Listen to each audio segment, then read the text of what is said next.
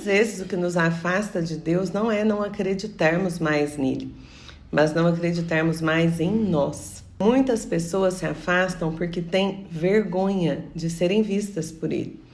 Nós temos vergonha do que fizemos, nós temos vergonha do que permitimos, nós temos vergonha de termos voltado para aquilo que prometemos que nunca mais faríamos.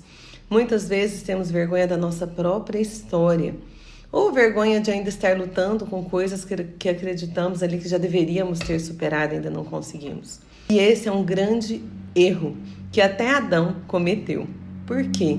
Porque o nosso realinhamento interior começa e só é possível na presença do Pai, na presença de Deus, com o seu relacionamento com Ele. A autorresponsabilidade é muito diferente da vergonha, da culpa, que inclusive são frequências baixíssimas, próximas ali à nulidade de frequência, próximas até à morte. A autorresponsabilidade, ela envolve uma tomada de consciência, um arrependimento, uma mudança de atitude.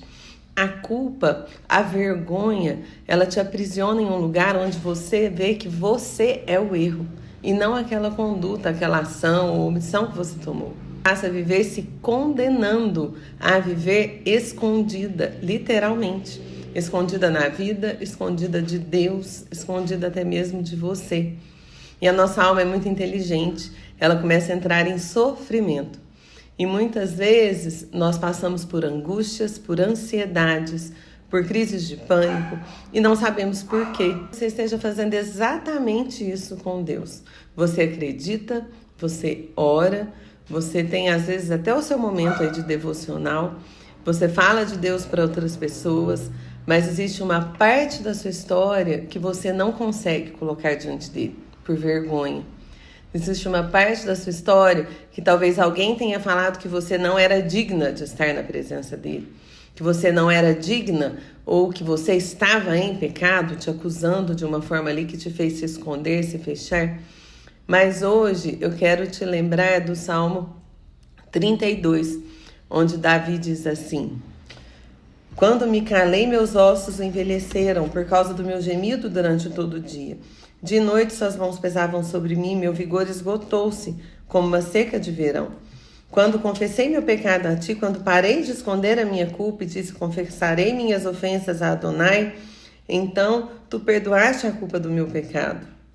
E no início deste salmo fala, abençoado é aquele cujas ofensas são perdoadas, cujos pecados são cobertos.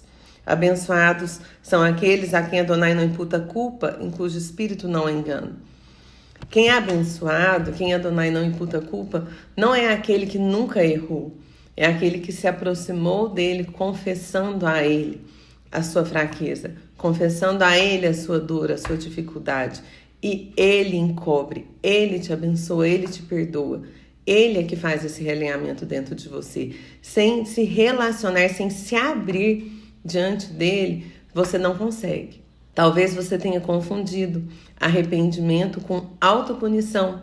Talvez alguém tenha te acusado de uma forma tão violenta que você acreditou que você não era digna de recomeçar. Mas preste atenção. Responsabilidade é reconhecer, reparar o erro quando for possível e mudar os comportamentos. Você não precisa continuar se punindo para provar que se arrependeu. Você não precisa continuar se condenando porque errou no passado. Não precisa construir uma casa dentro da culpa e morar nela. Eu quero te lembrar que Deus, ele vinha todos os dias no jardim, no campo, se relacionar com Adão. E quando Adão e Eva pecaram, Deus continuou vindo e ele veio e perguntou, Adão, onde está você? Não, havia se escondido, porque estava com vergonha. Hoje você faça uma reflexão. Olhe, quais áreas da minha vida eu tenho vergonha de ser quem eu sou?